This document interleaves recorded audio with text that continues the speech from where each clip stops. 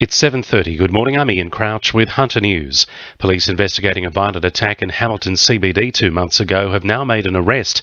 A 24-year-old man has been charged with assault occasioning grievous bodily harm after he allegedly kicked and punched a man on October 4, leaving him with serious injuries.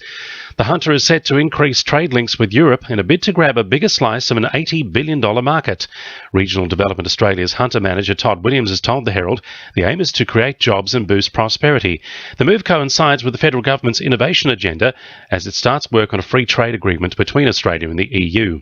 Australian Industry Group CEO Innes Willox says innovation and research can improve living standards. It's very important in a high-cost economy that Australian business is able to be as innovative as possible to develop new products so that they can then develop new markets and that we can be at the cutting edge of technology and technological advances. A motocross rider is recovering from chest injuries in the John Hunter Hospital after crashing at Gloucester.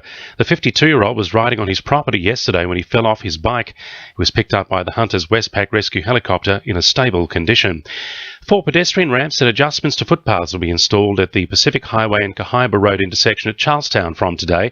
Motorists can expect temporary speed changes as well as minor delays as Roads and Maritime Services looks to improve the safety of pedestrians.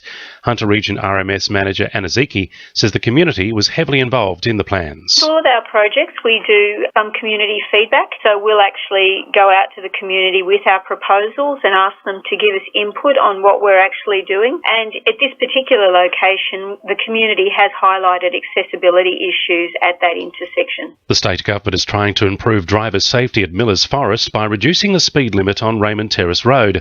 An 80 km/h limit will be extended further, while a 100 km zone will be reduced to 90.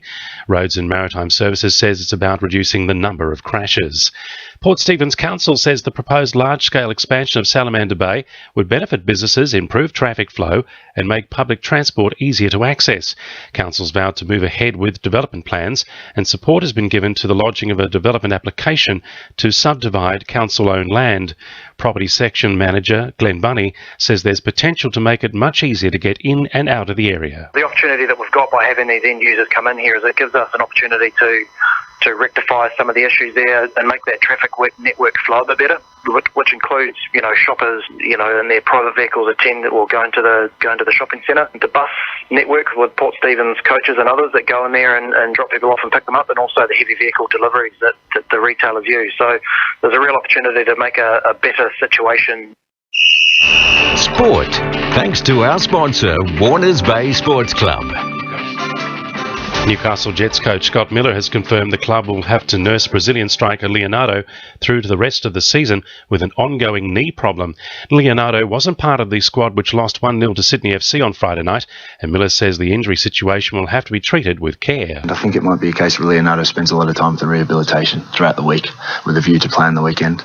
And that's always a challenge because you want your key players to have a standpoint throughout the week on the training ground. Newcastle cricketer Sam Bates claimed the first wicket for the Sydney Thunder in the Women's Big Bash competition yesterday.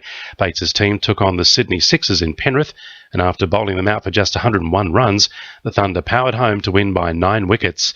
And 2 losses for the Hunter Hurricanes men's side over the weekend in the National Water Polo League. The Hurricanes travelled south to play the Victorian Seals, but were defeated in both games. The losses come after 2 victories late last week against Adelaide. 2 in your RFM News Time, 26 to 8.